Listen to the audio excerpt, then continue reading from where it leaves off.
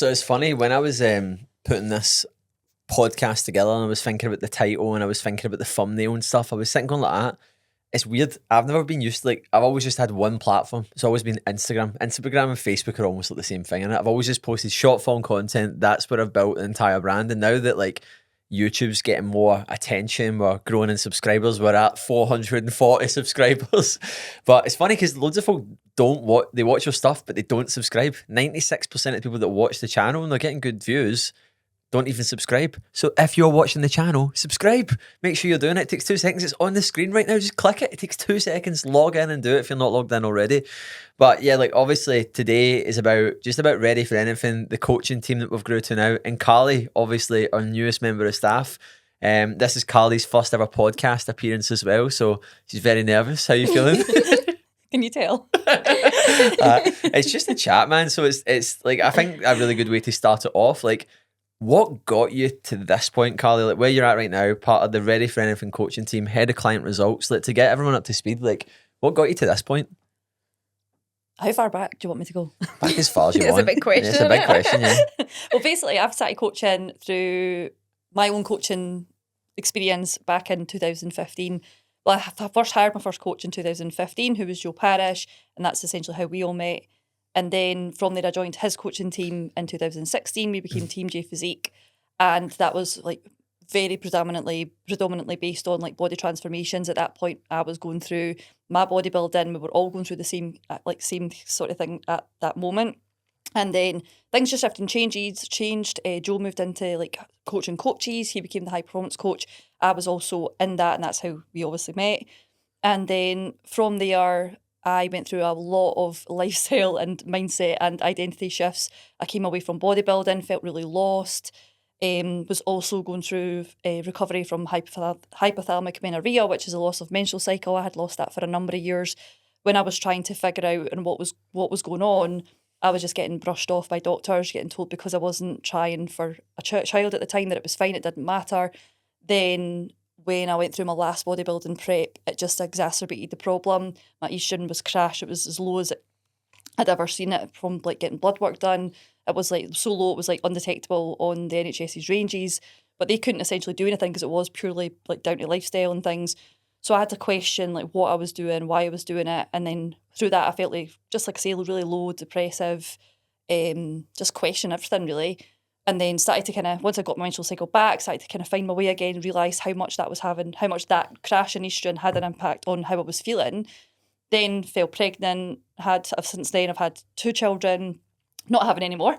And so at that moment in time, I kind of was still in a high performance coach, went through a sort of more of a retention base, wasn't pushing business, had 2 young ones, my first one being throughout COVID. So that was a challenge in itself.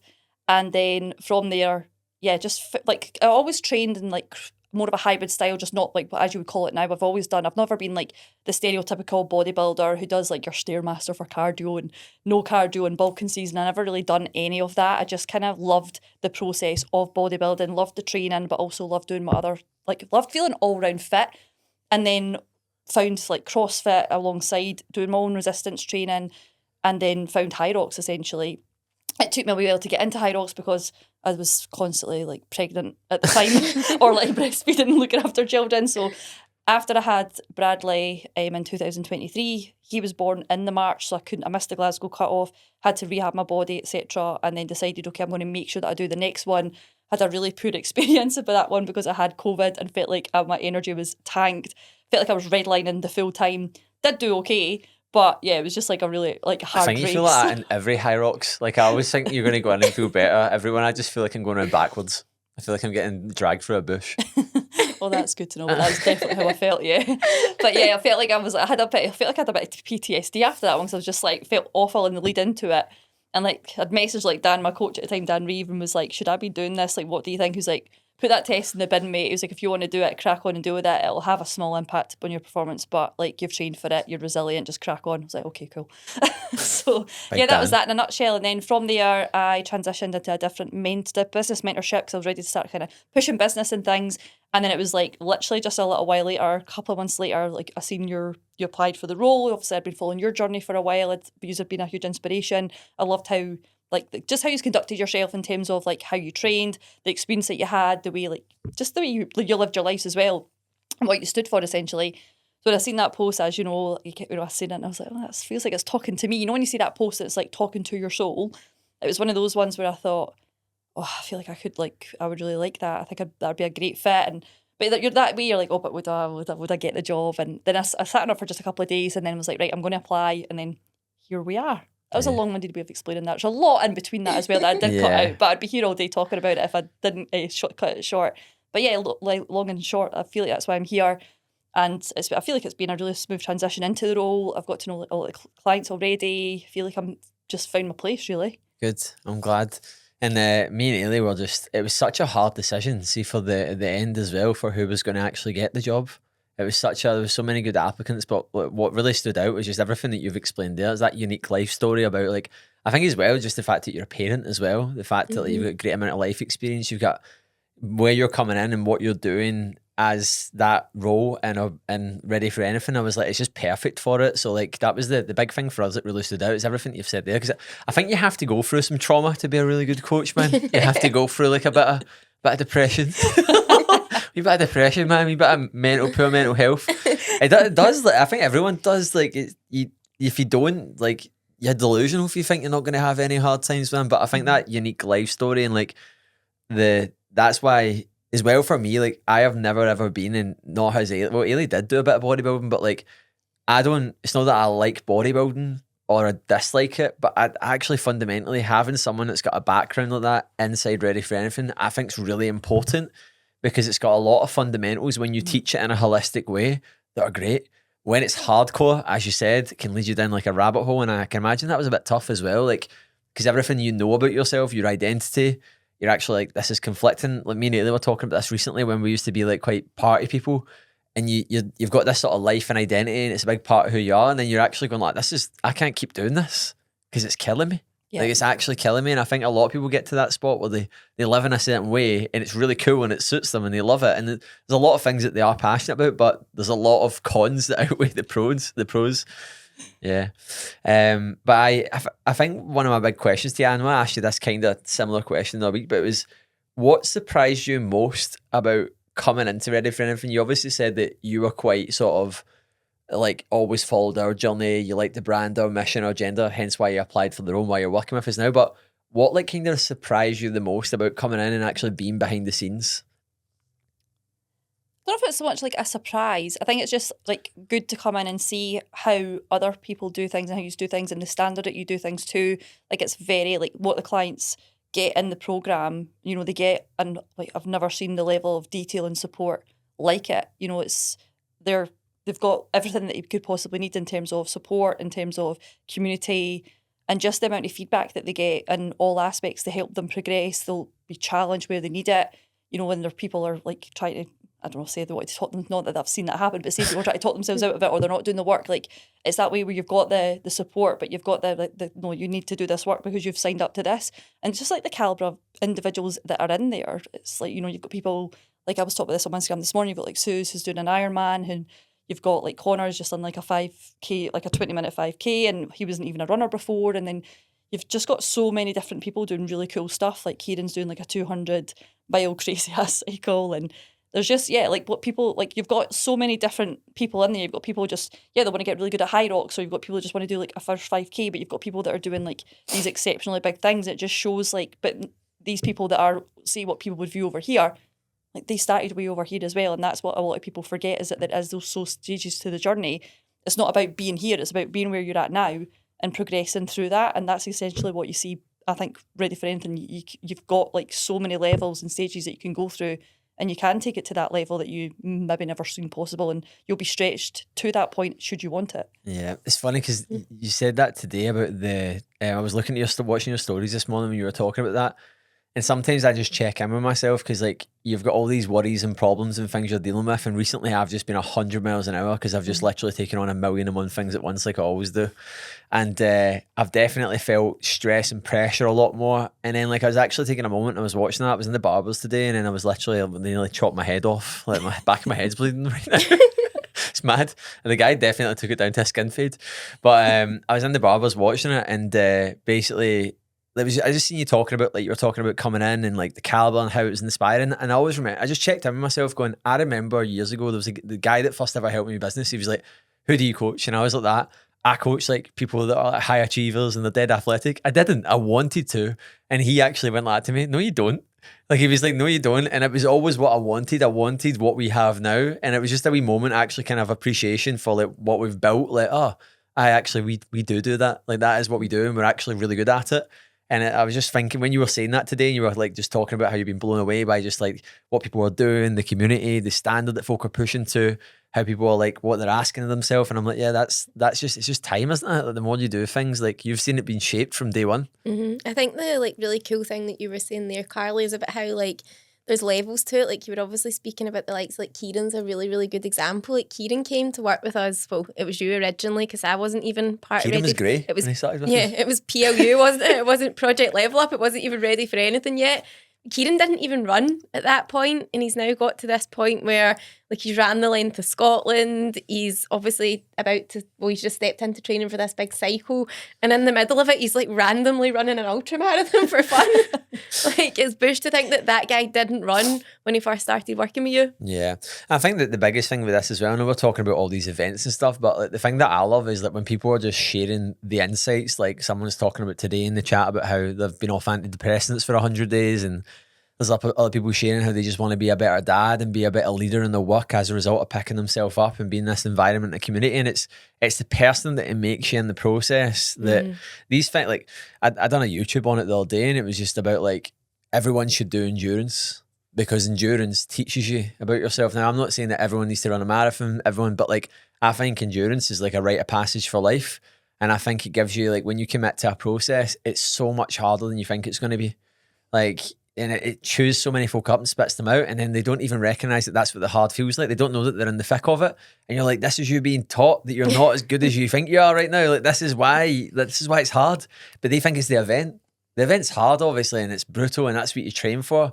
But it's the process of showing up when you don't want to show up. That's what resilience is. It's being able to actually go, I don't want to do this today. Like I got up the day and I felt low, and I actually wrote down in my journal, and I just felt a bit low the day this morning. And I was like, this is also because I've got a 2-hour cycle. You know what I mean? Like, but you go and do it, and you go in, and every part of me's going, just do 90 minutes, just do 90 minutes, do 90 minutes. And it's like, no, do the thing. Just do the thing. Like you learn a lot about yourself, and then that just trickles into everything else. It trickles into your professionalism, how you show up, who you are, what you accept, what you don't accept, like just even who you are around your friends, like what you want for yourself, and it just makes you grow like hell. And that's what I'm mega proud of the community. It's just it really makes people. It's total. I just say to folk, folk ask me what I do now, and I'm like, it's lifestyle and performance coaching. It's not fitness coaching. Do you know what I mean? It's lifestyle and performance coaching. Like it's helping folk live a better life and perform better in every aspect.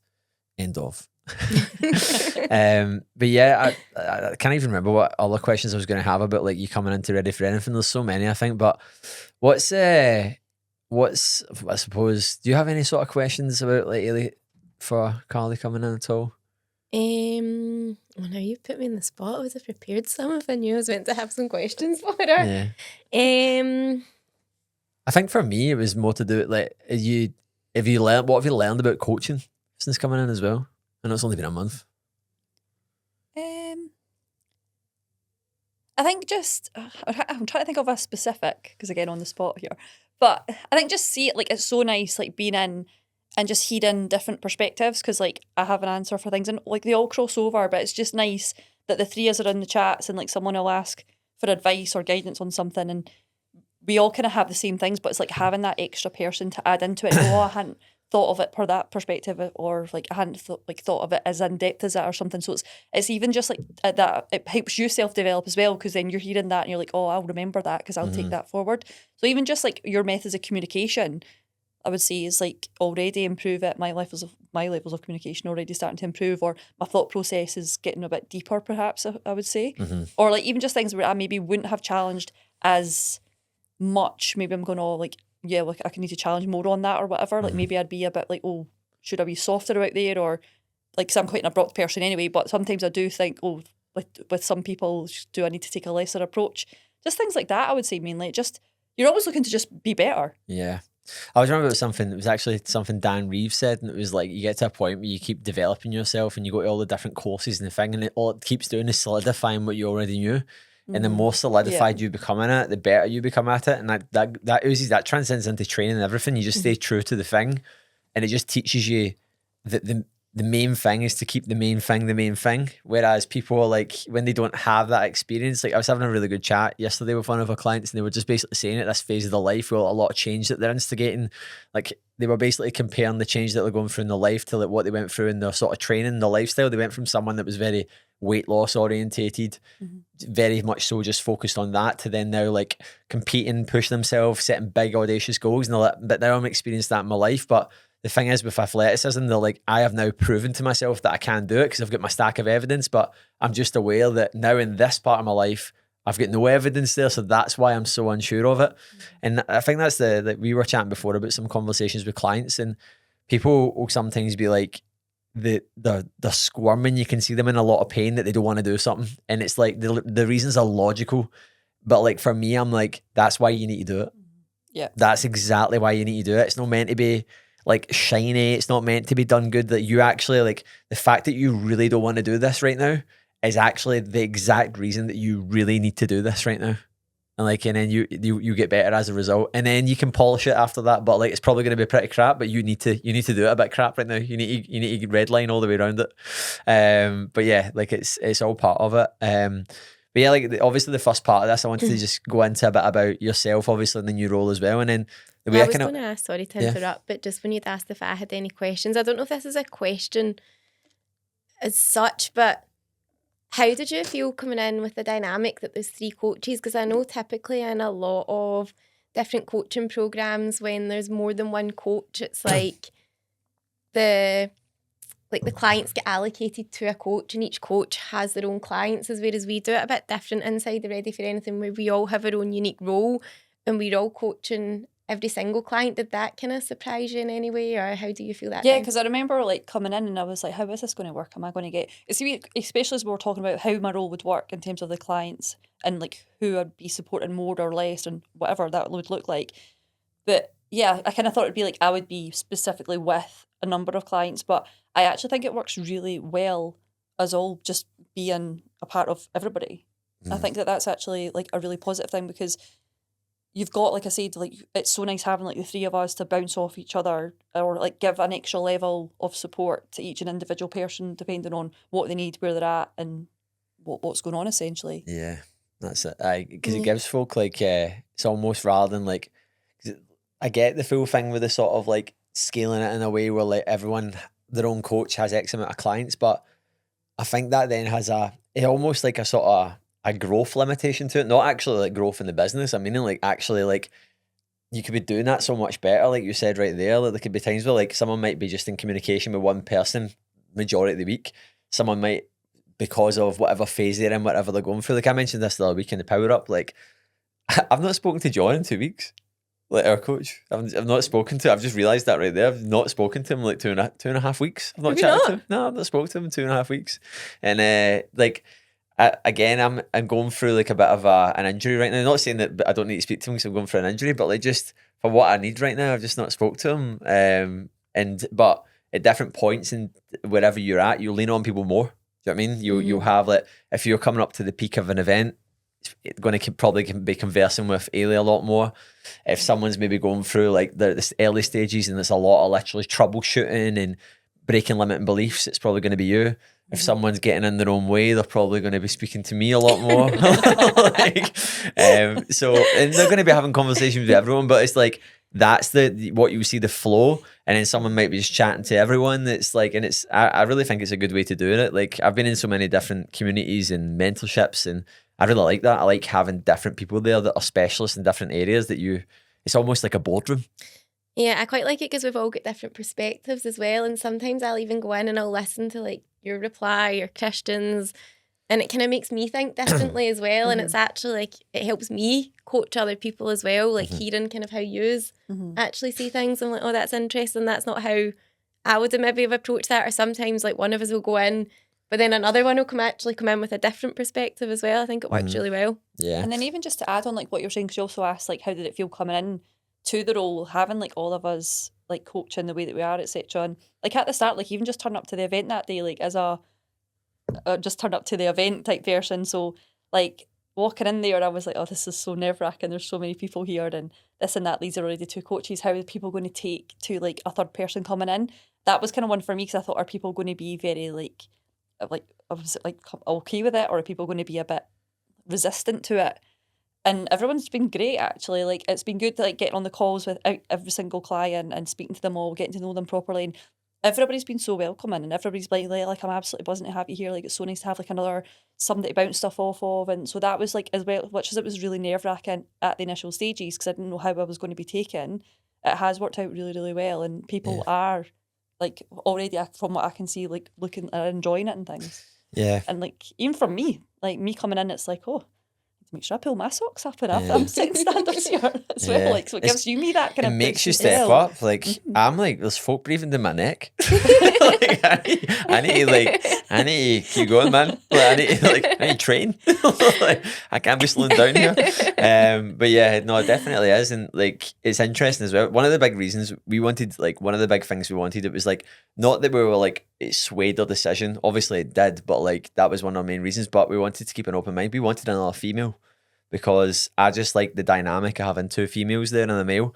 I definitely found it was a bumpier ride when me and Ailey merged businesses last year. That was fucking bumpy. Like there was a lot of resistance met with that, and quite rightly so. Like I think when there was a lot of women that you worked with, you had 30 women in your program that came out. Not every single person came across, but like for anyone listening that doesn't know, I only coached females previously, so like my whole community was just women. There was no men so in I think there. there was like a fucking guy. They were like, "Ah, what's this? A guy?" Like, so it was definitely. But it's not what they signed up for. No, it's not what they signed up for, and they didn't. It's like when people transition, like they're a face-to-face coach, then they become online. You can't expect your clients to stay because they didn't sign up to that. They didn't sign up for that. But I think they've seen the change, like people have seen the success, like with me and Ailey combining forces, and I think having another woman come in, it's like folk are like, well, it's only going to be better. Do you know what I mean? Whereas I think guys, folk are like, I don't know what it is though. It's weird, isn't it? Like, but we definitely felt that last year, didn't we? But a few, it was a tough time. It was a fucking tough time, man. There was some Chinese whispers going on in the background, wasn't there? Yeah, if you're watching, fuck yous. So I wanted to kind of spin the rest of this podcast to basically a bit about like basically our opinions on like essentially some stuff that's going on right now, like hot topics, things that are happening. Like one of the biggest reasons that when we hired Carly as well, it was like we were like, right, what are our values? What is important to us? Like, what do we believe in? And the reason why, one of the main reasons, was because Carly aligned with all those things. So it was just, it's felt so natural from the get-go. Like it just felt so easy. And I think I wanted to just come on and openly discuss some things like, so do you want me to go first? Go for it. Yeah. So I want to talk about something that's said quite a lot, but I think it's said with, like, doesn't really have a lot of context on it. What's your opinion on walking the walk as a coach? Like some folks say like, it's really important that you walk the walk and you do the part. Like what's your opinion on that? Personally, I think that you should be, because I think how can you understand a process if you're not actually living and breathing that? I don't think that you have to be walking the walk as in thick skin, shredded, like you don't have to be out running marathons, but I do think that you do have to hold yourself to higher standards and be doing whatever you say that you do, because you can't tell somebody else to do something if you're not doing that for yourself. Like a really good example of this is we had a client sent us a message about their easy sessions on the bike, and they've been missing it consistently every week, and they were like, guys, like I'm just really sore getting into that session, or it was an easy bike and an easy run, they kept missing both of them. They were like, I'm really sore getting into that session, like I've just decided it's not that good for me to do it, I'm going to miss it out. They're also, we're training for the High Rocks, which is obviously an endurance event. The point of this session was that it's active recovery to build base. It's supposed to be easy and it's supposed to help with recovering. And I'd literally sent them a message back like that day being like, nah, like here's why actually, like this is really important. The next day I had a run that was like 90 minutes. Me and Christian had travelled to Singapore. It was a session that served that exact same purpose. Every part of me in my head wanted to be like, oh, you don't need to do this daily, you're tired, you're sore. And then I just thought back to that conversation and I was like, who am I to be sending people messages saying that if I'm not doing the thing, if I'm not living and breathing that. So for me, I think it's very important. I don't think that you have to be as good as your clients, but I do think that you do have to be trying as hard as what you expect your clients to be trying. Yeah, 100%. Like, and I can relate to that so much as well, because for me, like, what I've definitely learned with coaching so many people doing incredible things is that, like, I know I was joking about before about folk breathing down my neck, but one thing that I really probably experienced a lot more last year and the year before is when we started getting a lot, especially guys like really fit, really fast. I was feeling the constant pressure going, I need to be doing this, I need to be doing that. Then I realised you can't be a jack of all trades. You can't be sub 3 marathon fit, sub 60 high rocks fit, jacked, lean, the strongest you've been all at once. Like you have to go through phases for this. So like, and also as well, you have to look at what is that person's goals, where are they at? Like for me, it's like, what do I want? How much time can I commit to that? It's not to say that I'm not trying or I'm not pushing, but it's always progress. And that's the thing I've realised is like, if you are not like it, you're a hypocrite to be teaching someone to progress and you are not progressing. Yeah, that like it doesn't mean that like you, as you said right there, you have to be absolutely thick skin shredded, like just like literally veins all over your chest and stuff, right? It doesn't mean that, but like it's very, very hypocritical. And you don't understand it as well, because what you said right there, like that, you understood the depth and the importance of that thing as a result of your teachings. Do you know what I mean? And it's like you understand and even like a response that we gave to someone today that we were discussing, it's like it was all the same opinion of the same response. It was like, what do you want? Whereas someone else that maybe doesn't really do these things or chase these things or embody the difficulties that this person was going through wouldn't know to ask that question, because they wouldn't get it. They might answer it on logic, because it's the same when people say things like, I know what I need to do, I'm just not doing it. I'm like, I think everyone knows what they need to do. Fundamentally, I know how to be a millionaire, but I'm not a millionaire. Do you know what I mean? Like fundamentally, I understand like doing certain tactics and behaviors that will probably result in that in the future. But like people don't, you need to be in a process to get it. What's your thoughts on it, Carly? I think just to kind of add to what you said as well, like so many people think, oh, well, so you see coaches as well, like because they've maybe done a process in the past, they're no longer in that process, but they still think they can come back and coach it. But then they're no longer in that place to actually fully coach it, because they're not embodying those behaviours and those habits and that progress anymore. So I think people get stuck in this whole like, yeah, but I've done it before, so I can still coach it. And it's like, well, no, because you're not, like, you're only going to get so much out of people depending on what your standards are, because that's how you, like, that's a good level of detail that you can bring. Because even like to come back to what you said, like you've like know right in that moment in time, like what people need and why they need it.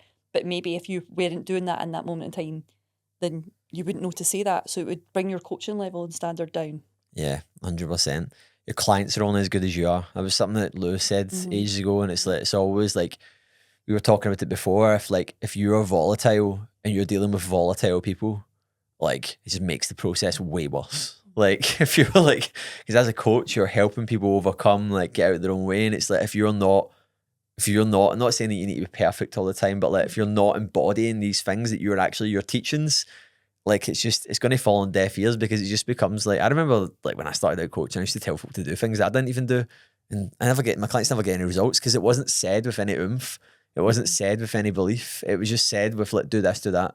Do you know what I mean? Like do this, do that, because that will do that. And it will, like in theory, like you don't get it. But you don't get it. You don't understand the nuances and what people are going through. So yeah, I think that's a big one, because like I see it quite a lot. And I was having this chat with someone recently, and they were basically talking about like, it very much so in the industry, it's like there's certain words and slang and phrases where like folk are like, yeah, you need to walk the walk, but it's like, what does that mean though? Like, what, because you've done a bodybuilding show 5 years ago, like you're out of shape now, like you're clearly not walking the walk. Like you walked the walk for 17 weeks, 18 weeks, however that was, in 2018 at the Canvas Lang Open. Do you know what I mean? Like it's like you said, they're folk are living in the past. Do you know what I mean? It's funny you say that though, because it actually reminds me what my dad used to say, because when I was coming away from bodybuilding, Dad's not got a clue. He's not into fitness at all. But they are though. They are.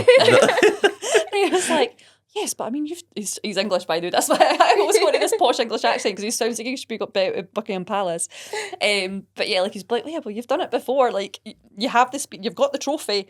It's okay, you've done it. You don't need to do it again. It's like, you're not really understanding this. I don't know how to open this bottle of water.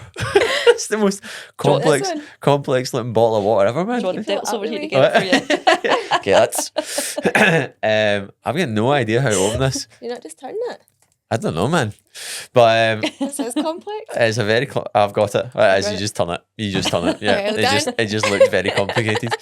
Yeah, I think it's on to you now, really. So obviously all of us over the course of, well, you the past 8 weeks, you the past couple of weeks, me just this week, have all been injured, and it's something that we experience a lot with clients. Obviously you've fractured your ankle, for anyone listening that doesn't know. Carly's got hamstring, is it tendinitis.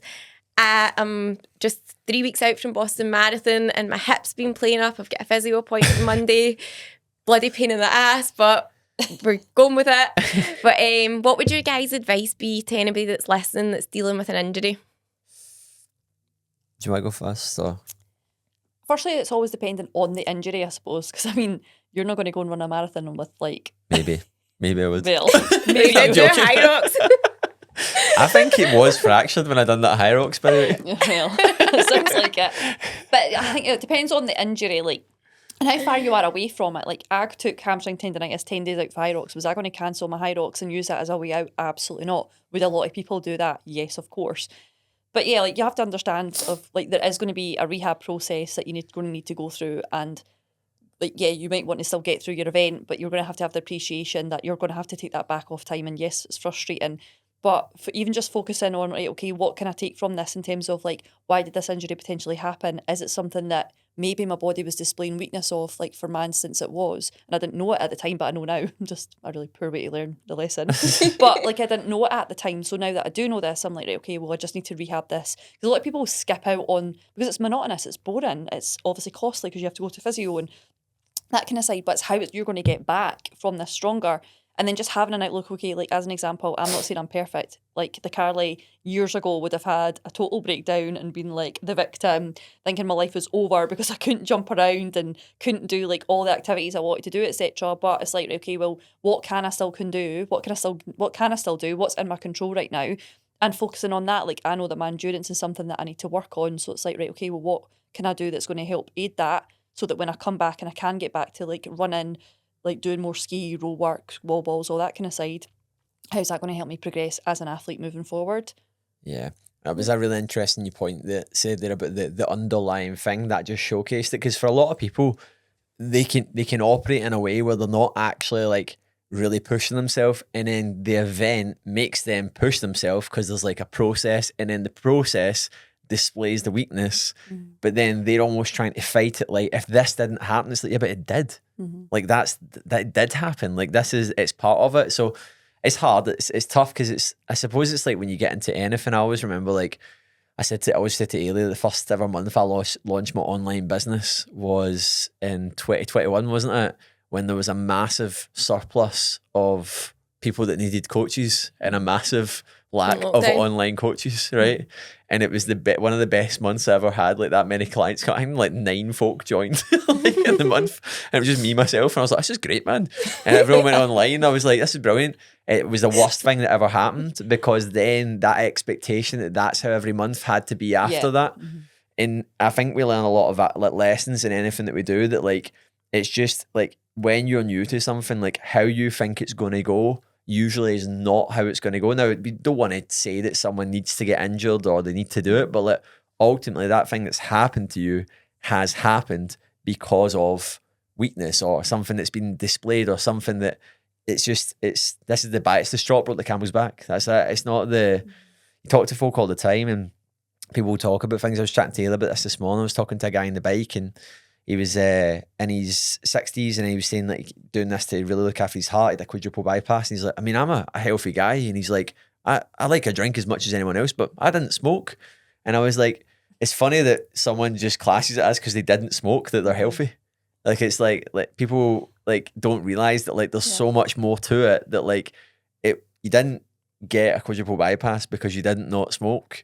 It's been for a lot of reasons. Like your pal that's maybe a bit more of a weight up than you and smoked may not have that, but they may have something else that's on the way, or everyone just looks at their circumstance right now and then is like, why did that happen to me? Like you said, you become a victim of it, where you're just like, in this sort of point. But I know I was the same. Like I look back at like events and stuff and different things, like things that I've done where in the past, I'm like, I could have just done this or I could have done that. And then I blamed it on like, oh, I always lose fitness when I get an injury. Now, depending on the injury, if you break your leg, there's not loads you can do. You know what I mean? Like you can still do things, arms on the ski. in a wheelchair doing chin-ups. Yeah, I'd still be like, I would still like, I suppose I always remember like, I can't remember what it was I was watching it on, but it's the difference between someone that is like, but that's what you're trying to develop yourself into. Like that's something, that person that's a savage that will do that. Like I genuinely believe that if I lost my legs in some mad freak accident, I could probably tell you like I'd probably be in the gym as soon as within a few weeks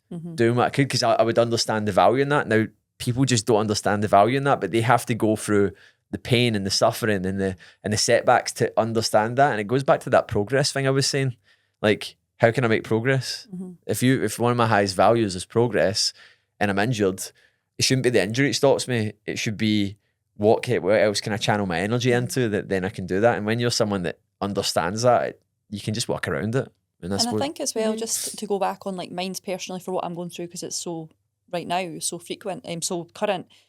But like as an example, like I felt like I probably had a very robust body based on the way I trained, everything I was doing in terms of all that kind of side. But then I had 2 children within a short period of time. I didn't realise it because I went to my female head physio, made sure I got signed off, was doing the rehab work I was given on the face of it. But then having had 2 children in a short period of time, Bradley via C-section, there's a lot of complications come with that with rehabbing your body. These weaknesses have came from having having children, which I didn't realise how much my body would regress, that I'd have to build back up. And there's some things like accessory work that I've missed, not like knowingly, but it's like you sometimes don't have appreciation of like how much your body will change over the years and how like your training style and adaptations change, that can still have an impact on your body as well. So there's so many things that go into it. Like you kind of need to be doing, and I know like not everyone has the beauty of time, but you can still incorporate a bit of everything that you need to make sure your body's fully functional. And that's just something I've had to learn. And yeah, like there's moments where I've felt a bit like peed off of myself because I've thought, oh, if I'd have just kept in more of this kind of work, like even more of my bodybuilding still, even though I'm still strength training, more of the accessory movements that I've like probably had more of an impact on these weaknesses that I've got that I didn't know. These injuries probably would have happened. But it's like knowing that now, right, okay, cool. Make sure I won't neglect that again. Yeah. Not that it was on purpose. You know, you're training for a high rock, so you're training in a specific way.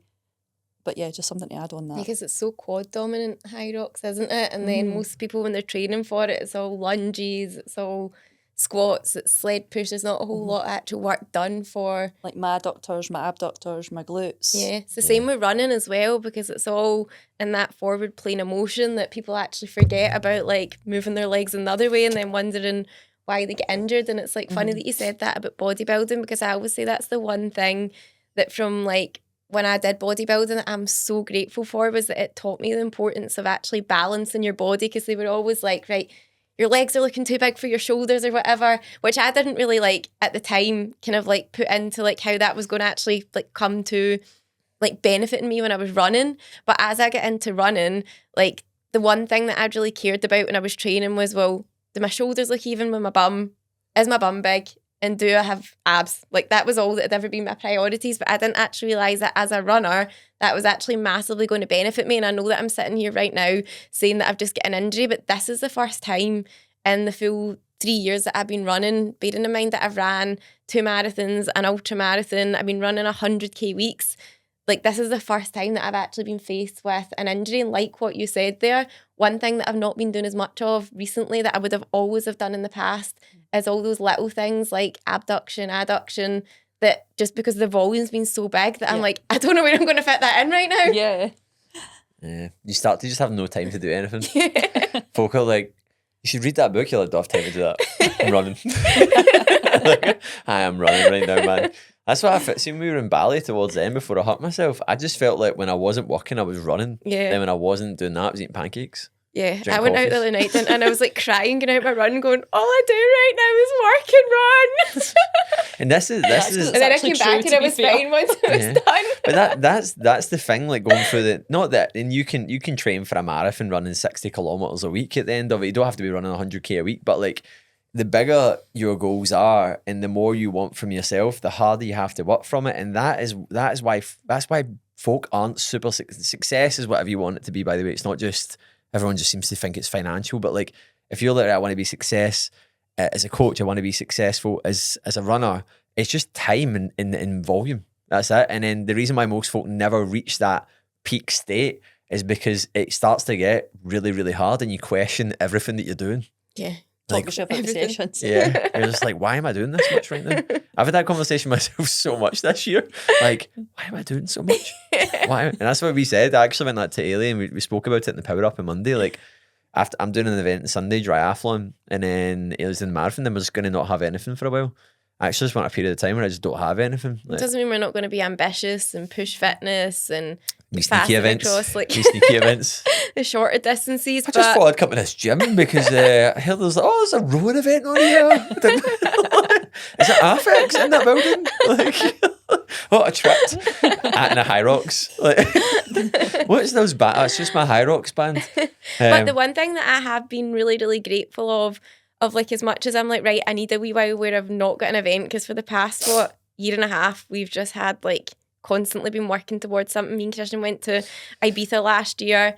We only took 10 days off last year, 5 at Christmas and 5 in the summer. And the 5 at summertime, we were like balls deep in High Rocks Worlds prep. We were still doing like double training days whilst we were there. I was like, I'm actually just looking forward to like being able to have a couple of weeks where like I can be a wee bit freer with training and actually We've enjoy never it. done that after the World Champs last year. We just No, went we just went straight straight into back. We were like, ultra marathon. exercise junkies. But yeah, it's just lessons, isn't it? But yeah, man, I can't even remember what that point was, but it was a good point. Yeah, it was a really, I can't really good remember point. where I was going with it either because I can't remember what I said there. So what's you get any ideas, discussion points, topics, hot topics? I was going to talk about injury as well. Yeah. No, but me and you spoke about something really good as And it well was before. It was a because- good topic. Just because of something that's happened along like in the coaching team just now, like not team but with our clients, and it's more about like if you say if you have a bit of an injury, you have a bit of a niggle, but then you're also questioning an event that you might be doing. I'm trying to think how to word this and put this actually. Like imagine that you're signed up for something, you've got every reason probably not to do it, and you're struggling to find your why. Like, what would your advice be to that?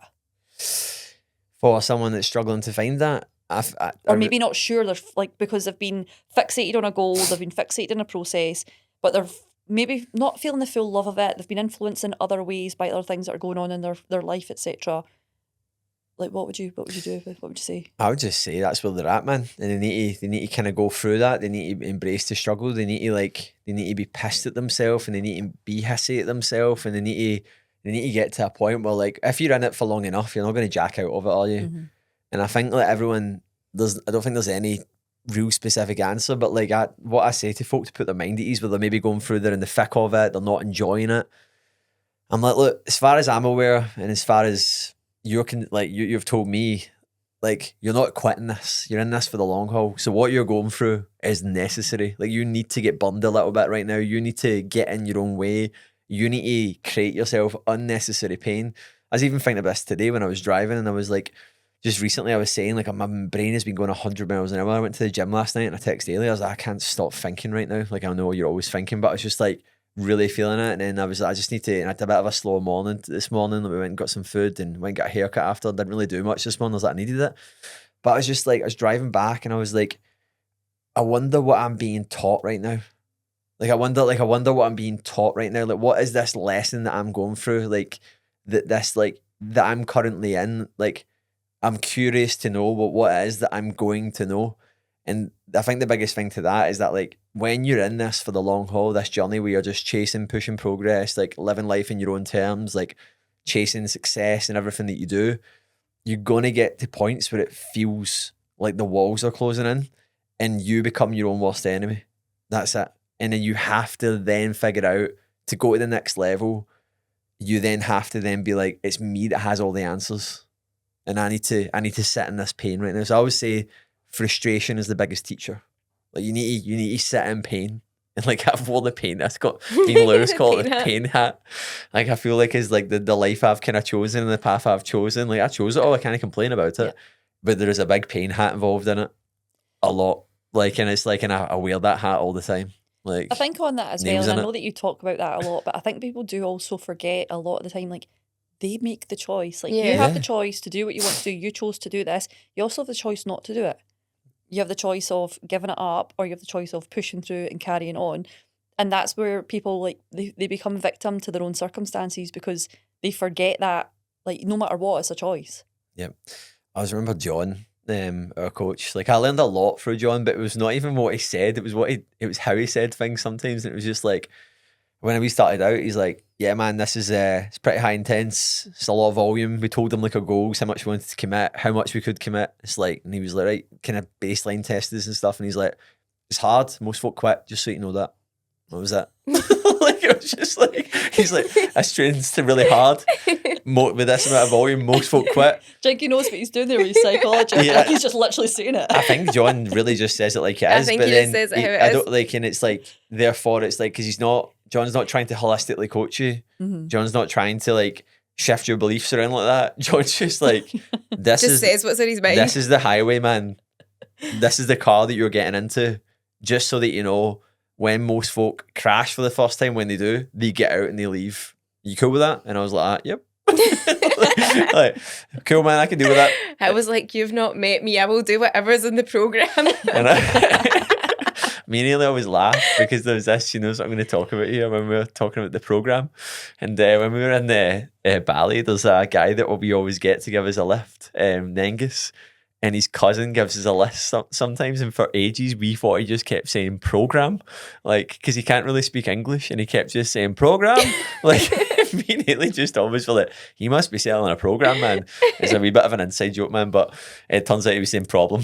Yeah. Like, I thought he was saying program. I was like, aye, man, I'll join your program. I will join your program, man. But it's just we'd be driving along the road, and he'd be like, we'd be talking in the background, and he couldn't really speak English, and he would just turn around and he'd be like, problem? Like, and I was like, what, like a conclusion to jump to right away? Like, no, man, we're fine. Like, we'd just be talking, he'd be like, problem? Like, I think it's because the Scottish accent though sounds quite like, I can imagine like from somebody that's not Scottish, like it sounds quite aggressive. I He was gonna probably say thinks that. that we're in the back like bitching about him or something. yeah, but I was like, what? Like, the guy can't speak English, and the conclusion that he's jumping to is like, well, I drive in all direction. I'm like, no, just keep going the way you're going, man. It's funny. But he done it every time we got a lift anywhere. He always like, problem? No, it's fine, man. Just keep going. So yeah, what were we talking about there? We were saying about like, what do you say to someone that's struggling to find their I think why? I think just because a lot of people, when something comes up or something, or they're in an environment where they maybe have a different conversation, it's easy to sway your decision as to thinking, oh, maybe I shouldn't do this, or should I do this? And then you can get in your own head, question it, and think, and then you forget why you're doing it. Yeah, there's a lot of voices now that people just don't really go back to, like, what's the main thing that they're actually trying to do or achieve. Yeah. That they so and so done this, and I seen this person do this, and I think as well a lot of people are now doing things to be seen to be doing something rather than because they actually want to do it. And when you're doing something, particularly something like a big event that requires a lot of commitment, a lot of hard work, that is going to make you doubt yourself and question absolutely everything about yourself. And I'm saying that from experience because going through this marathon prep, I have doubted myself every single week. Like, that is hard. And if you're doing that for external validation and not because you actually want to do the thing, then you're going to really struggle. yeah, 100%. Because even like people say to me all the time and things, and be like, I don't know how you could do that. When I thought it's like, but the bodybuilding and take it to the levels that you can take it to, etc. But like, to me, it wasn't like, it was hard, but like it was a hard that I chose because I was so passionate and I've thrived in the process. I mean, obviously until you don't, because when you're a few weeks out, you've got days where you have pretty bad days. But even on those hard days, I was so clear on what I wanted and why I was doing it that there was nothing that was going to stand in my way. Like, whereas if you're doing something, if I didn't truly want that or value that process, I maybe would have just jacked it, or I would have just went for the pizza and kidded on. And like, because a lot of people do that. Like, a lot of people cheat on their diet, and not that I hate to say cheat on their diet because like we're not talking cheat meals or anything like that here. But I mean, like, people will go and do things because they're like, they're not actually as passionate about the process as they think they are. And it's the same with any performance-based outcome as well. Like, if you're not got the genuine reason as to why you want to do it, you will not follow that process to your full potential. Yeah. the thing I've been seeing a lot recently when folk are even inquiring to us and they're maybe talking about like where they're at, 'cause we get a lot of folk come in that they've already been in the gym, they're already doing the thing, they maybe even worked with another coach, but they're at that point where everything's a bit stagnant. And what I say to folk, I'm like, look, there's probably a lot of it that 50% of it is for you. Because they keep talking about why they get to this point and then they stop and then they lose momentum. It's always the same point. So I was like, it's not to say that you don't value fitness. Like, it's a big part of your life. Evidently, you've proven that to yourself. But there's probably a lot of it that's externally driven because you think you should be doing it and you're not fully aligned with who you want to be, what you want to be doing. And there's a lot of gaps there. And as a result of there being a lot of gaps, as soon as it gets a little bit harder or as soon as that drive or ambition disappears and fades away, then it's like, that's the thing that separates the men for the boys. Excuse the pun. I think as well, like, on that note there, when you were talking about, like, doing things, sorry, what did you say there again? Was it doing things for... External validation. No, before that. Doing it for you or doing it for other people, like, on the opposite end of the spectrum from that. And this is, like, a really, really good example. So, like, me and Christian used to be people that drank a lot. Last year, Christian stopped drinking. As I came into London Marathon prep and we were prepping for High Rocks, Christian taken 6 months away from alcohol. But then when I did that, I started to realise that a lot of the time I had just been drinking because Christian was drinking, not because I actually wanted to drink. I was sounding like such a bad influence when Neely says this. As if I'm like tilting It this a wasn't bottle. like that when we were younger, but as we've obviously got older, I used to probably be the worst influence when we were younger. Yeah. But like as we actually like got older, I'd realise that like on a Friday night, Christian would be like, do you want a drink? And I would just say yeah because he wanted one.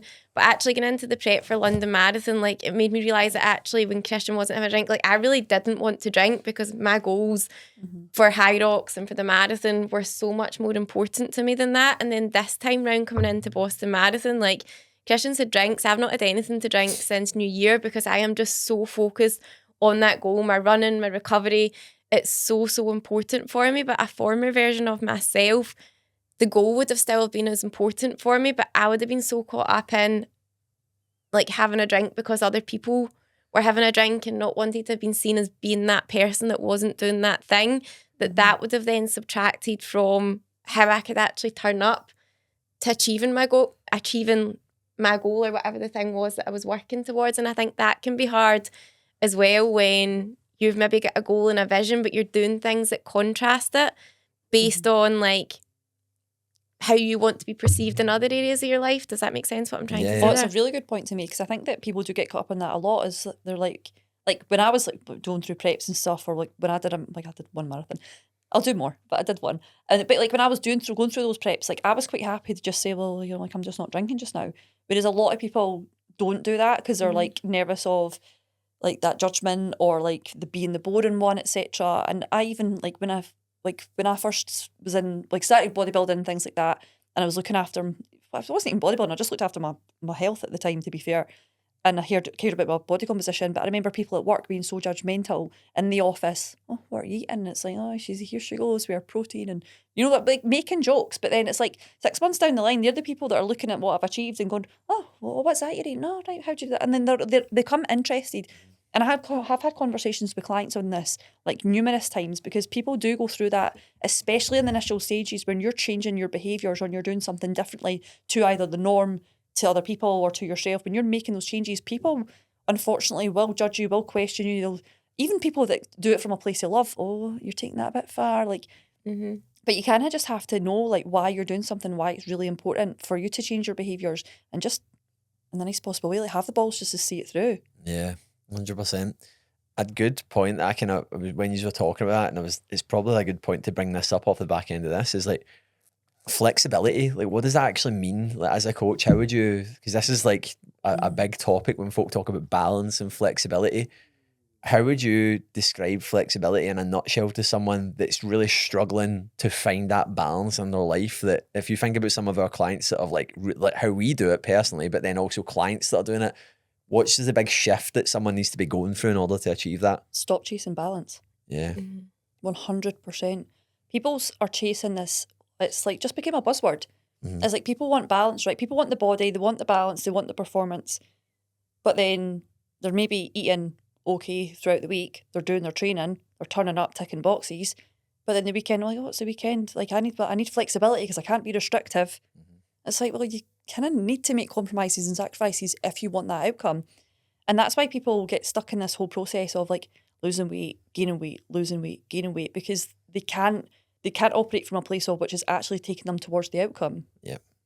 I think, like, to add to what you kind of said there as well about that whole like mindset, oh, but I need to chill out because it's the weekend. Like, that's not balanced then. That's literally like totally unbalanced. And it's like looking at consistency for me across the board. Like, if I, like, for example, last Wednesday, I went out for dinner with my sister and had a pizza, like, because I wanted a pizza, like, not because of what day of the week it was, as whereas in the past, like, what day of the week it was would have dictated how I was acting. But it's like, well, I show up for myself every day. I look after myself every day. My standards are high. Like, if I want to have a pizza midweek, I can. But when people are so black and white with their thinking and looking at their week, then that in itself makes it impossible to ever achieve balance. Yeah. These people get lost in the how and the what and the when, and they're caught up in, it's not to say that calorie cycling works and all these things work, but like when you don't have momentum in your life, then there's always going to be an end date to it. There's always going to be a point. And like, I love that. Like, because sometimes I've looked at things in the past as a coach when I've been advising it. I'm like, I don't even do that. I'm like, so why am I advising someone to do something that I don't even do? Like, why is it that I don't even feel the need to balance? Like, as you said right there, it's about the shift that you need to be going through, the way that you're looking at it. Like, there's times to push and pull, and this is what a lot of folk don't get as well. So let's say, for example, someone's trying to change their life, they're trying to step up as a person, and you're helping them create like a bit of a blueprint, a strategy like we do when someone starts out. That blueprint and strategy that you give them there isn't going to work for the rest of their days. That's the phase that they're in. And I'm not just talking fat loss here. I'm talking like, if you're in the lead up to like a marathon prep, it's probably a wise idea to not drink. Now, again, you need to look at where are you on that spectrum. It's like, are you just trying to get around your first marathon? Are you chasing another major qualifying time at your next race? Now, where you are in that spectrum is then going to dictate how important everything else becomes. Because if you don't do it, then the other person that's breathing down your neck is going to take it from you. And that's the way you need to look at it. Going back to that wee guy I was talking to on the bike this morning, he was a lovely guy, but he was like asking me about, like, he was like, what are you up to and stuff? And I was saying that we've got some traveling. We're going to America next week. And I was saying we're going to Cyprus. And he's like, oh, you'll lose your waistline going there when you don't train. And I was like, why wouldn't I train, man? Like, this is like, it's the, like, I'm just going to America. He like, didn't know he was talking to. Yeah, oh, yeah. Like, and I went, and then it's funny, I've spoken to a few old guys today when I was in the barbers, and a guy over, like, someone was asking me like where I'd been, and I was like, oh, we're just in Southeast Asia, and the guy went, lucky for some. I went, it's not lucky, mate. Like, I just said it dead straight. Like, it's not lucky at all, mate. It's just literally how I've engineered my life. Like, but when you live in a certain way, like, that's how your life ends up. And like, a lot of folk don't realize that if you just, and like, I heard this ages ago, and it's like, if you can live a day in a week, that if you were to repeat it for the next 52 weeks, would you be better off? You've cracked it. Like, how can you engineer your week in a way that, like, see the week that you live right now, can you sustain that? Yep. What, right, will life be better 52 weeks from now? Yep. You've cracked it, man. That's it. And like, folk are like, when did I get to this and when did I do that? And it's like, the goal isn't once I do this point, or once I get to 170 pounds, or once I do my high rocks, or once I do this. The goal is like, how do you engineer your day in a week that is just like, gives you like an I can't think of the word, fathomable. Yeah, fathomable. just a tongue twister. Yeah, like, how does it just put you in like a wildly different spot? That's the goal, man. Like, how can you do that? And it's like, it's not to say that then you can't eat certain foods or do certain things, but if folk look at their weekend like, oh, like, I couldn't though, and it's like, because I've got this night out and that night out, and it's like, well, you need to change the way that you act on that night out if that's the thing that keeps identifying the red light. I think as well, when you're really clear on what you want and why you want it, you don't feel like you're missing out. Like, for me in the past, when I wasn't as clear in my goals and why I wanted them, it was also harder to say no to the nights out, or going to the nights out and not having a drink, or whatever the like challenge was that was coming up and getting in my way. But now I'm really clear on not just what I want, but why I want it. Like, I can go to a night out and not have a drink and not be bothered by it and still enjoy myself. Yeah. It's redefining what enjoying yourself is. Yeah. Because a lot of folk will do things and they feel terrible at themselves. Think about how low someone's self-esteem is after 3 long weekends in a row of drinking and eating and overindulging, they feel about that. That's what their confidence is about themselves. That's not helping them. Like how they're living their life isn't actually benefiting them, and they think it is because of the way that they've engineered their life. And I had a really good chat with someone this week, one of our clients, and we were just basically talking about, they were just saying that they've been really overwhelmed recently, and they've just started to realize that like their life recently has just been non-stop. And I was saying, look, I can relate to it. That's why I've been feeling the way I've been feeling. I haven't had a day off this year. Like I've just been non-stop. Now I chose it, like we were talking about, but I was saying to them that like you've came in here and learned a lot about yourself, but now what you're actually starting to learn is that now you've actually created the blueprint, the strategy, and that you're now seeing the progress in your body, the progress in your mind. But is your life complementing you? And they were like, no, it's not, because I'm overworking right now. Like I've drank a bit more than I'd like to have recently. Like I didn't have to do that then, but I'd done it anyway. And it's like, this is when it starts coming to the point where it's like the higher level thinking where you've started to create the groundwork, the foundations, the momentum's going, but then you actually go, right, am I living my life by design or by default? And a lot of folk are living it like The Sims. They're going through and it's just like, oh, I do this because it's this weekend right now. Like that's a Saturday thing. And it's like, do you want to do that on a Saturday, or is that just what you think you should do on a Saturday? Do you know what I mean? Like, how do you want to live? How do you want to feel? And that's what a lot of folk will say. I've never asked myself, like, one of the questions I ask a lot of people is like, what does success look like to you this week? Folk are like, I don't know.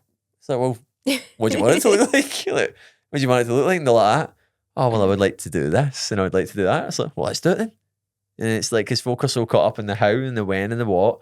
I'll do this with my calories and I'll do this with my training. And once I've got boom, boom, boom. And it's like, that's level 1.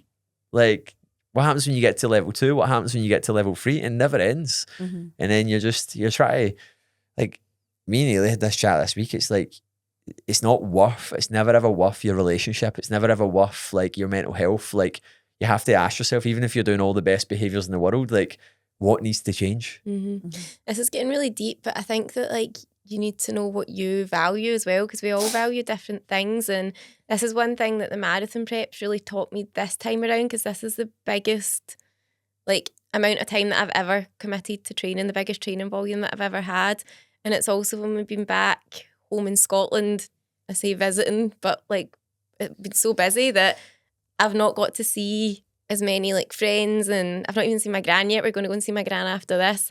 Is what I would have liked to. Like me and Christian haven't like spent as much. Well, we have spent loads of time together, but it's been working. It's not been like working and training. Yeah, like as partners together, and it's really made me like realize like how much I do actually value my friends and family. And when you're going through a big event prep, or you're going through maybe like working towards a big goal, whatever it is in life, it might be in work or something, it might not necessarily be in fitness, but there are sometimes going to be things that you value in your life that you compromise as well. But it's being very, very clear on what those things are, and knowing them when you're willing to compromise them, and knowing them when actually you need to be putting a wee bit more energy in them to make you feel at one and okay as well. Yeah.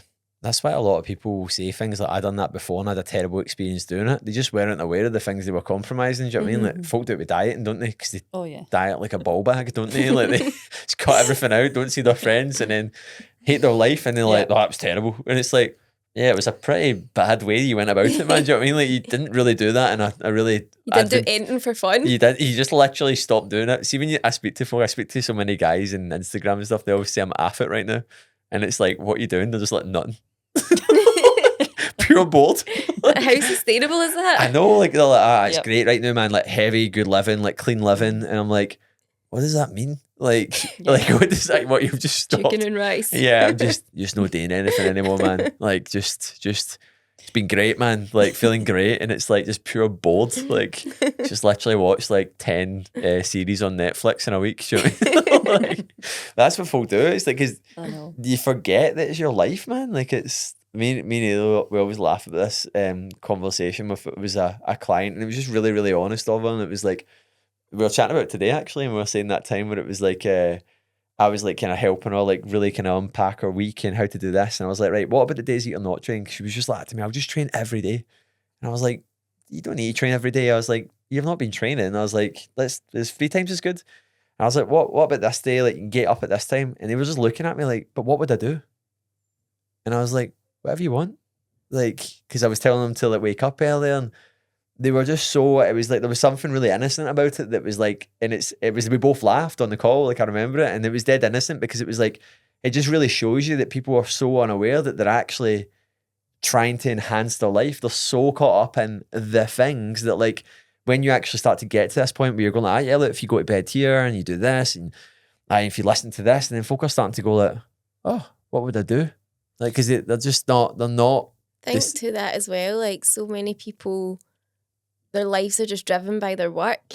Like it was almost just like, well, I just got up in time for my work. And then I watch a wee bit of telly and then I go to bed so that I can get up in time for my work. Yeah. This is the Sims, isn't it? It's literally like folk are just going through, and it's like, you see all these, like, I know that the sort of classic thing is that folk will say like escaping the matrix and stuff, but you can see how like you fall into that little just check piece thing, ticking off boxes, doing things, and then you're like, what did I actually do that I wanted to do? Like, it's not saying that you haven't had a good day at work, or you haven't had a good conversation, or you haven't enjoyed something you've consumed, but like, when did you actually stop and make a cognitive decision to do something? Like something you were chatting about today in the course that you're on was like, Ailey's currently working with Jen and Mark right now inside Built to Coach, which is helping you coach and understand people better. And it was like the really valid point is what they were talking about in the call, and Ailey was chatting about it, and we were talking about it in the car. It's like getting someone to do something where it's like showing up for yourself when you've never respected yourself is alien to some people. Like if you've never respected yourself, because that's like,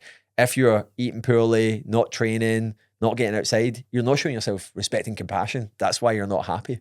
Like that's what happens. Like you're not watering yourself. Like, and so many people are unaware because that's that's just life, and that's life. maybe what all they've known and what they've seen. So they don't know that there's a different way. Yeah. And then when you tell someone that like, here's this thing that actually like shows you respect and it makes you feel better, it's like alien. Hard. It's hard. It's like, well, man, like that's not what I do, man. I don't do that. So it's like, it's a really, really interesting perspective that like, if you've never shown yourself respect, it's hard to do respecting tasks.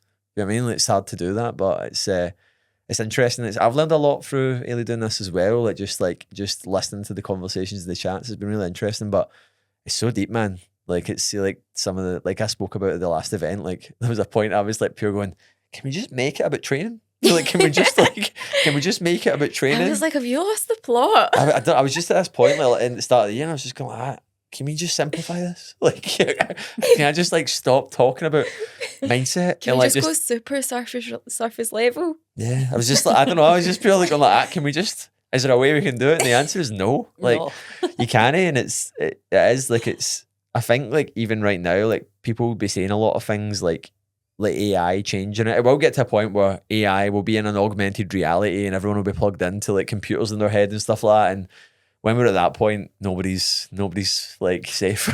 Like I don't even know what's happening then, which is probably in our lifetime, by the way. That's another podcast. But like I think people always need other people to give them that connection of like that, like, because I have too many, even when I look at we go over our client performance meeting and like what we're doing and the attention to detail we're giving for people, and like people go on now, like you can get everything and you can go and ChatGPT and you can get all these amazing apps and these amazing softwares, but like people just need people.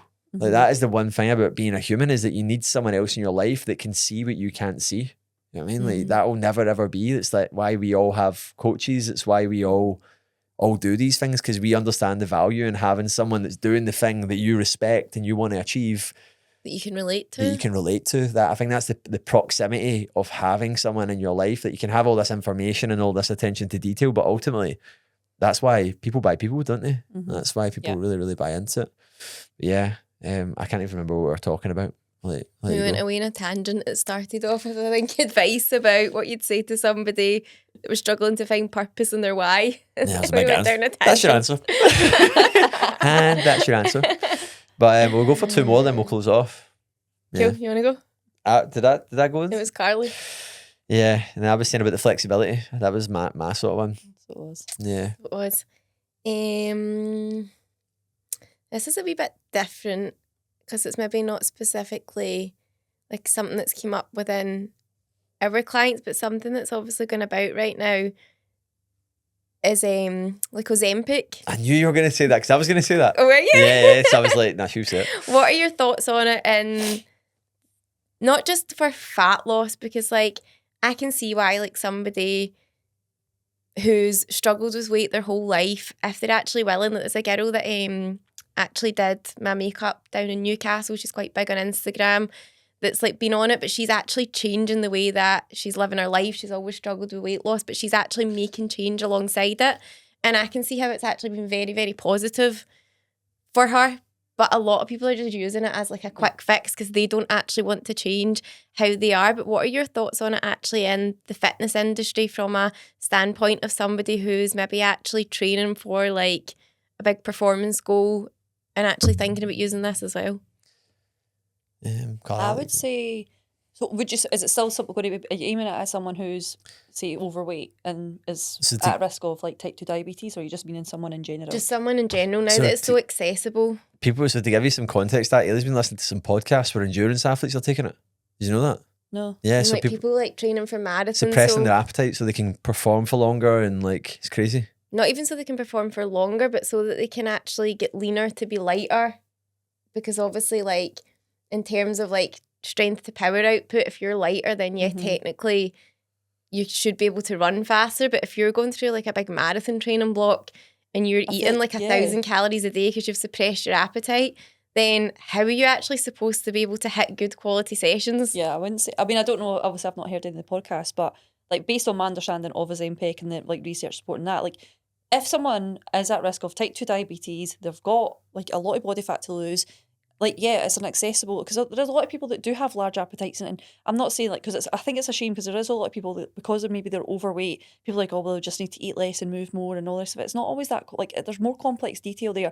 They might have a lot going on psychologically. They might also have like some, I can't remember the what happens, but like when they've got when leptin, like I'd say they're leptin resistant as an example, like so their appetite is going to be increased. Basically, leptin's your hunger hormone that like initiates satiety in your hunger. So if you're not always feeling satiated, of course you're going to be more inclined to continue to eat more. Imagine constantly feeling hungry, not feeling like you're satisfied by your foods. That is how for a lot of people they end up overweight. Not to say that's not the case. There is a lot of people that's just poor habits, behaviours, or lifestyle. Of course, an improvement to the lifestyle is going to change things, but I see it as if someone is at risk of type 2 diabetes, they're overweight, they're struggling, having that alongside behavioural, like planning to show them how to change their lives, transform. Is that what your friend's doing basically, is also having help with her behaviours as well? Yeah, and you can see it's making a big change. So like they are going through a lifestyle transformation as well at the same time, so that when they come off it, they're not just going to go back to what they were doing previously. But in this context, I feel like that's really irresponsible, because if you are an athlete or someone who's doing some crazy endurance sport, you're totally under fueling. Like, what's the long-term effects of that? Yeah. Like, are you going to even make your marathon or whatever it is? Yes. I mean, obviously, I've not heard it, so I don't know all the context. But based on what I'm hearing here, I feel like that makes no sense. It's irresponsible. Yeah. Yeah, that was kind of my thoughts on it. Yeah, I would agree. I think like what you said, me and Ailey were having this conversation. It's on the pharmacy window where we're staying right now. We walk past and we keep seeing it. It's like it's not Ozempic. It's something else, isn't it? Or does it say that we will help you with your weight loss? You with, but it's got like a jag. A picture of a needle. And it's like, I think over here that it's a different. It's basically Ozempic, but in another brand. Yeah, and like I know a lot of folk will say like the sort of big pharma, and it's just like I know that they are making money off it and stuff, and that's obviously a big reason. It's a business, right? And I understand that, but like to agree with what you were saying there, like there is people like I'm not an advocate of like I love people coming away from like mental health, like see like all your different sort of pills and antidepressants and stuff like. Fuck that, man, like get away from it. But there is a point where they're like, let's say for example, circumstantially, someone's in a dark hole of depression. They've got trauma in their life, like they have got insomnia, like they cannot sleep. Like is giving them sleeping tablets and antidepressants going to help them? Yeah, it is. Like it is actually going to get them to a point where they can like stunt that. Then but it's like another band-aid, isn't it? That's it, yeah. And you could say the same for that, but it's still helping because they're still getting. It's not like they're still losing body fat. They're still getting in a healthier body fat range, or improving their cardiovascular health, or improving, they're reducing the risk of heart disease, etc., type 2 diabetes, all that kind of side. So, yeah, like people say, oh, they're just cheating, it's laziness. And people will say that because people don't understand what the context of what people are going through. But like if it's helping people, I don't see like it as being a complete negative, as long as they're not just like they understand how to change their lifestyle alongside it because Yeah. there's no benefit to them coming out. It's like people that go away and get like gastric bands and things. If they don't understand how to then maintain weight loss, they end up back in a worse position. Yeah. Yeah. Matt, I think the thing that really, really shocked me with it was I was in getting my makeup done one day, and the girl that was doing my makeup, I was like, oh, like, you're looking pretty lean. And she was like, yeah, like, I've been on the skinny jag. And like the two of them had in the salon, and it just blew my mind as to like how accessible it was, because these aren't girls that are carrying like a lot of excess body fat that like needs to be on Ozempic. And they were like, yeah, you just get it on the online pharmacy. Oh, I didn't know you could do that. it's mad. But I thought you had to be prescribed it, and Yeah. even if you do it online, I thought you still had to be like I thought you had to be above 30 on your BMI to qualify for it. Yeah, but you just put it in the form and it's mad, isn't There it? you go. I think my That. I think my I was like, what? Like, so it's like so accessible. And like the reason why I'm asking is because there's probably people listening to this podcast that it might have even have been yeah. something that's been on their mind. My sort of big answer to the sort of like, because that's the, like we were saying there, that's almost the crux of it is like, yeah, there is, I don't personally agree with it. Like if I was to advise anyone on it, I'd be like, no, that we can do this way because it's just fucking limiting beliefs at the end of the day. That's all it is. And if you are on the right mind to make change, anyone can make change. Like see when folks say I needed a gastric band or I needed this, it's like, you didn't need it. Like there was another way you could have done it. But because of your circumstances, whatever that is, did that assist it? Yeah, it did, but you still need, it's like when it's like I was even thinking about questions today is like drugs in competitive sport. Like even if someone's doing a 335 kilometer at High Rocks and they're taking steroids, they still need to be able to train up to a 340 kilometer. They still have to be fit. Like it's effort is required in whatever you do, like in anything you do. But my big answer to it would be me and Ailey have just, after being away for a period of time and coming back, I walk into shops now and I'm so hyper aware of junk. Like, see, just food. Like, just like in this country, it's shocking. Well, like, it's, you walk down a street and it's just like, you look and it's just signs for alcohol, vapes, gambling. Like, just in any town you walk through in Scotland, you walk into a shop, you turn in and it's just folk buying like energy drinks, like really overweight people, like folk, like, and there's vapes. And it's just, these shops are like, I'm not saying everyone's got a free will to do whatever they want, but like, it's getting to the point where it's becoming so socially acceptable to live so poorly.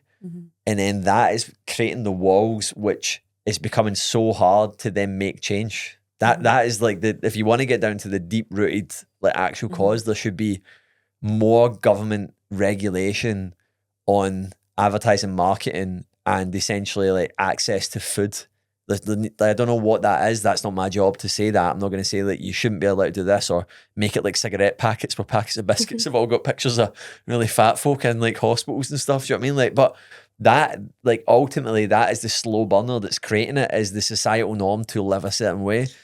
And it's just, you go in supermarkets, and I know they're designed because it's marketing, but we live in a consumer world where I'm a capitalist, like I believe in capitalism, but we're now seeing the back end of like capitalism. Like you walk into a shop and you're just bombarded with really cool packaging for things. You're like, oh, I need some Pop-Tarts. Like, oh, I need some cookies right now. But like someone that isn't as aware, they go through the shop and they just buy everything they want. Yeah. And then it's like, that's just feeding the fire. And if someone's got poor relationship with food, trauma, they've got a lot of stuff going on. They're wrapped up in like a poor behavior eating, binge eating tendencies. It's just adding fuel to the fire, man. Like it's like, whereas if you purposely set environments up in a way and there was morals, people would change. Like, because all ships rise to the tide. It just so happens in the UK, the tide when it comes to food standards is pretty choppy. You know what I mean? Like it's like, I was leaving here and last time I was here and I was like, I was on my way to meet Ailey and I was just like, I was needing food and I was like, where did I go and get food here that's like healthy? Like where that? And I was like, it's around the M&S, and I went to M&S. And even going at that, it was like I picked a prawn sandwich and fruit and like, do you know what I mean? Like I was sitting going, I'm still like not getting what I kind of need here. You need to be cooking it from fresh, and it's hard to be healthy here. Like it's very hard. You have to be really, really on it. Like, so I think to go back, I know that's a big sort of answer to the sort of the jab thing. Like that's why I'm kind of agreement, because of the state of affairs when it comes to food standards, accessibility. It's pretty crap. You know what I mean? Like the normal is pretty rubbish. Yeah. I think like anything, it's just depending on circumstances as well. Like, yeah, there's always like for us, there's a right way to do things, and we know how we do things. But for a lot of people don't even know they can do it that way. Yeah. Like people don't even know that coaching's a thing, or they don't have they have that limiting belief that they can't do coaching or they can't afford coaching, or a generational thing. Like, you know, if you were to say to like people's mums or whatever, like a lot of people's mums would be like, no, I can't do that. And I'm not saying that that's everyone, but just as as a context, like they're not going to be think if they don't into fitness and health, and they're just going to see that as, all right, okay, well, my doctor's given me that, so yeah, I'll do that then. Because I know someone that's actually taken it just now, and again, it's not the Ozempic, it's what other one it is, and again, this is somebody that's like been on diets, been slimming world, your typical, as you can imagine, never been successful, but Yeah, so they literally believe that they can't do it. yeah, It's mad, isn't it? Like, it's mad that like I can see it, because like there's been points, like if I look at different points in life, I use it to like ready for anything in business. There's been so many points where I've thought, nah, we can't do that, and then we do it. Like, and then you're like, oh yeah, it was just a belief I had. Like I just thought I couldn't, and it's like, but folk aren't even aware that folk aren't even aware that they think. Like folk aren't even aware We've been that speaking like about that a lot recently. yeah, haven't we? folk aren't even aware that like you're in control of your decisions. And I know that's pretty crazy. Most folk probably listening to this podcast probably are, because it's a podcast. So it's a bit bias. I mean, like anyone that thinks that wouldn't be listening to a podcast, but there is people that are like, they're just switched off to like the fact that they're in control. Like, and I remember like having, you were talking about this recently, like just realizations. I remember starting to realize it when I was like 21.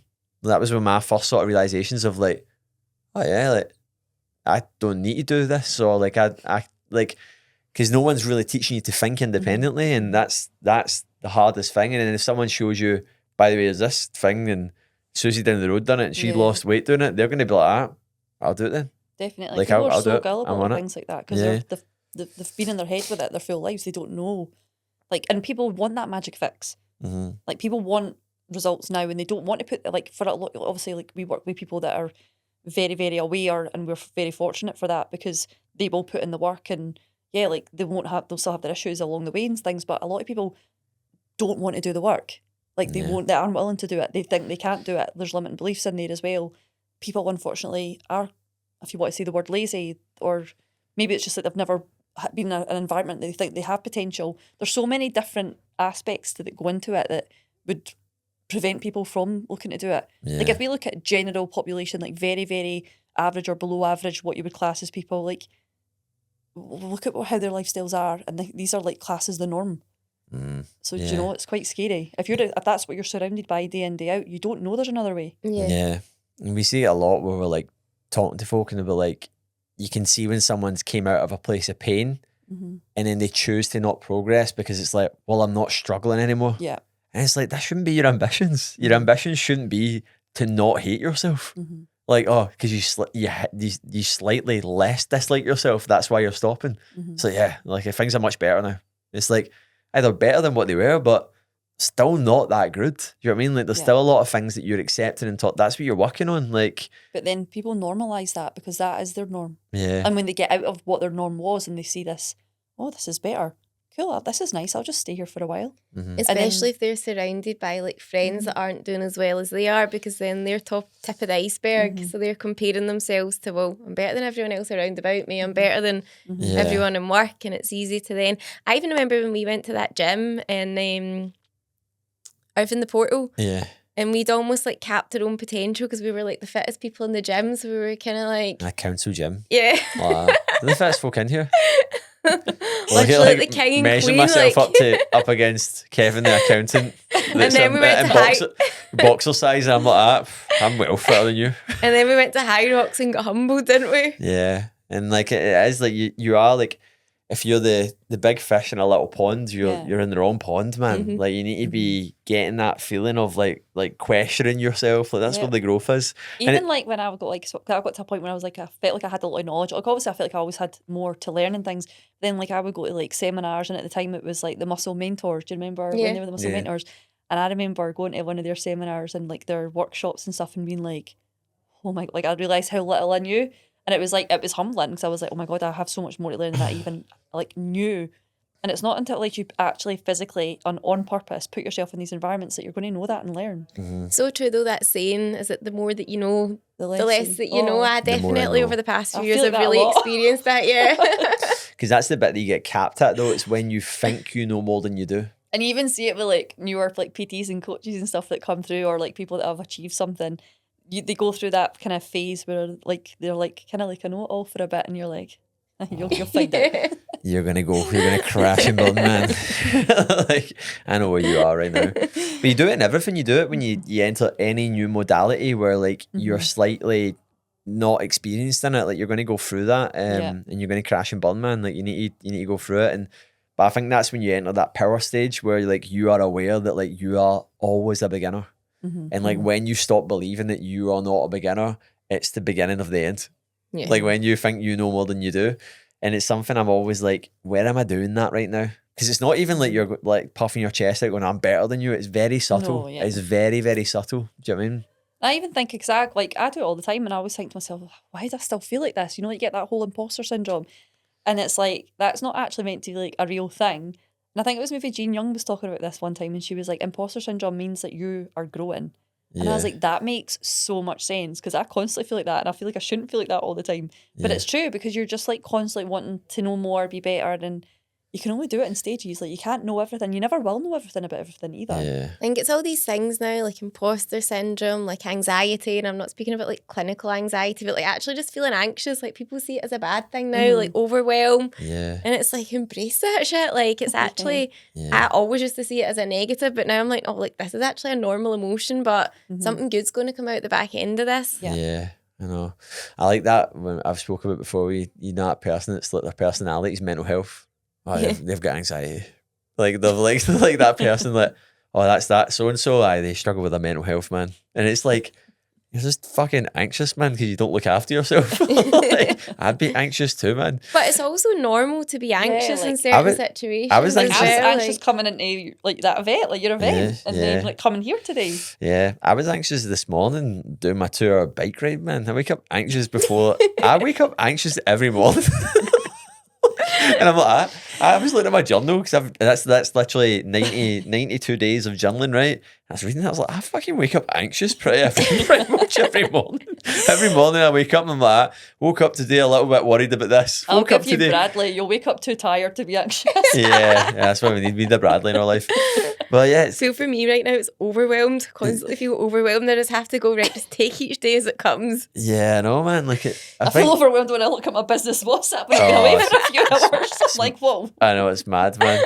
That's why we've got you here now. I'm like, I had that down and it's up at over 100 again. It's mad, man. But yeah, it's like I think people see it as such a bad thing, and then as soon as they experience it, they turn away. Oh, that was bad because I experienced this. It's like, no, man, that's you're growing now, and it's there is that like there's the comfort zone, the growth zone, the stress zone, and like I've definitely been a bit in the stress zone recently, and that's where there's probably been a lot of it. But that again, that's because it's trial by fire. You're going through it, you're learning, and I look at different points I've been there, but you do some of your best learning in the stress zone, man. Stress zone's the best. I'm always... Nick Bear was talking about in a vlog saying how he's been burnt out for a full 2 years, and I was like, I think that's... I keep getting these like adverts pop up on like, see like Instagram, and it's like signs of high functioning burnout, and it's like, and I'm like, and it's a wee stick man in the picture like looking in the mirror, and he's like, I'm fine, like, and he's like... And I was going like, is this insinuating something? Is the algorithm like clocking on to my behaviours? Like, what's going on here? But it's, you need to go through growth, but then you need to like, what are you even doing it for? And I think when you get to different points, that's the big question you start asking yourself more and more. Then you get better at identifying what doesn't suit you and what does suit you and why you do things. And we've had so many conversations like that where I just say things and go, that's not important. Where you were feeling a bit overwhelmed with something, and I'm like, that's not important right now. This is important. Like the important thing, it's always remembering the main reason behind doing things and what you're doing, but also accepting the fact that you're going to get kicked in the nuts sometimes. You know what I mean? Like if you want life. to, you want to do big things, man, you're going to wake up anxious 90% of the time. I fix it after I go and sort myself out, but I do. I talk about that regularly. I wake up every day, like kind of like, oh, I need to do this. He does. I've now got this thing, man, where I'm stacking push-ups, and it's actually overwhelming. I'm at 55 unbroken every morning. I literally wake up and it's became this game. I thought you were like, was it all like 30 or something? You were Yeah, like, it's I started it in Bali and it was originally burpees, and then I stopped doing the burpees because I was like, I'm training too much right now to be doing burpees in the morning as well. Yeah. And you're just progressively like, I can do been adding a 55 push-up. really good push-ups unbroken now, like, and I'm like now going like, all right. it's quite impressive. That's a lot back to back. No, man, like it's just good, and That's some good muscular actually, endurance you've got there. well, I benched last week and I benched 100 kilo for 10 reps. Like So it was those push-ups? no, but actually was that I think like just stacking that wee thing every day. That's like 90. I've done it every day since the start of the year, but I'm like, where does this end? Like, Does it now? I know 100, but I do you know I actually wrote down my journal the other day. Get to 100 unbroken. I've wrote it down. No, so that's it. yeah, I need to get to Then I'll 100. be like 110. I know. I know, man. Well, I spoke to David the other day in the gym. David's an insane athlete, and David was just like, what's the most I went, I'm going to beat you at push-ups. Now, what's the most you've ever done unbroken? He went 500.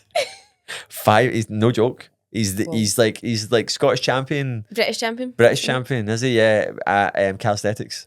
Oh, that 500 he must be unbroken. insane, I was yeah. like, what the fuck, mate? I was like, so I need to do some catching up, man. That's why I'm anxious. I'm competing with David. But yeah, it's crazy, like when you do things, and I often talk about like the narrative in my mind sometimes. Like I'm like, folk came in my mind, man, they'd be like, you're nuts. Like, I actually take the fun out of things sometimes, man. Like, because I'm like, need to do it this way. Ailey's mum said I have ADHD, didn't she? And she said I was autistic, didn't Yeah. she? Just said it dead Did candidly. Well, We're all on the spectrum somewhere. They Yeah, say, so, said I it mean, did candidly at breakfast in My Bali, didn't belly's she? rumbling. Did you hear that? Yeah. I'm starving. So I'm quite hungry as well. We're going for food. I think on that note, it's probably good to kind of close things off there. But I hope everyone took a lot of value from this today. There's a lot of good stuff discussed. And I just wanted to put, I don't want to say a face to a name because I feel like there was already a face to a name, a video to a name, a voice to a name, a virtual ID to a name. But yeah, guys, if you haven't subscribed to the channel already, like I mentioned, please subscribe to the channel. I'll link all of our Instagrams below. I've already been doing that with Carly's as well. So if you want to find Carly on Instagram as well. But apart from that, guys, thank you very much for a great chat today. I hope you enjoyed it. And yeah, see you later. On to the next one.